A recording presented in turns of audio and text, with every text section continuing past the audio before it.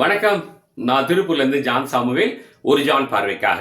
நேற்றுக்கு தஞ்சாவூரிலே விடுதலை சிறுத்தைகள் அனுமதியின்றி வைக்கப்பட்டிருந்த அந்த பேனர் அரசு உள்ளாட்சி நிர்வாகம் அகற்றிவிட்டது என்கிற காரணத்திற்காக திடீரென சாலை மறியலில் ஈடுபட்டிருக்கிறார்கள். அப்போது அந்த வழியே வந்த ஒரு இளைஞர், என்னை வழிவிடுங்க, நான் வேலைக்கு போகணும்னு கேட்கிறாரு. ஏதோ சிறு வாக்குவாதம் அங்கே ஏற்படுகிறது. இதுல என்னன்னா, அதாவது இவங்க அனுமதி இல்லாம பேனர் வச்சது தப்பு. அதுக்கும் அதை எடுத்ததுக்கு சாலை மறியல் செய்தது முழுமையும் சட்டத்திற்கு புறம்பானது. இதை கேட்க வேண்டிய காவல்துறையினர் பொதுமக்களை அடிக்கக்கூடாது என்று காவல்துறைக்கு பல்வேறு வழக்குகளில், ஏன்னா எத்தனையோ காவல்துறையில காவல் நிலையத்திலே மரணங்கள் எல்லாம் ஏற்பட்டிருக்கிறது.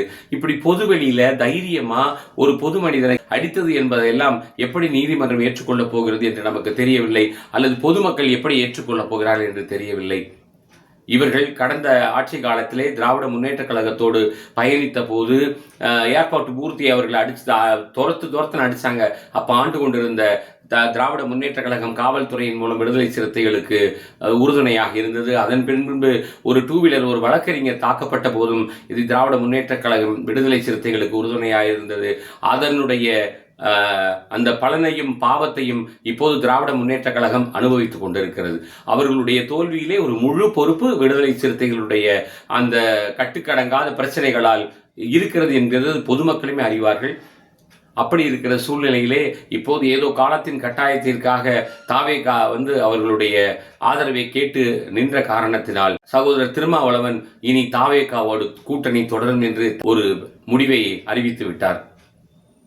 ஆனால் தாவேகா தான் இந்த முடிவை ஏற்றுக்கொள்வதா இல்லையா என்று ஆராய்ந்து முடிவெடுக்க வேண்டும். ஏனென்றால் இவர்களுக்கு முட்டுக் கொடுத்த திராவிட முன்னேற்ற கழகத்தை தமிழக மக்கள் எங்கு தூக்கி நிறுத்தி இருக்கிறார்கள் என்பதை நன்றாக நீங்கள் அறிவீர்கள்.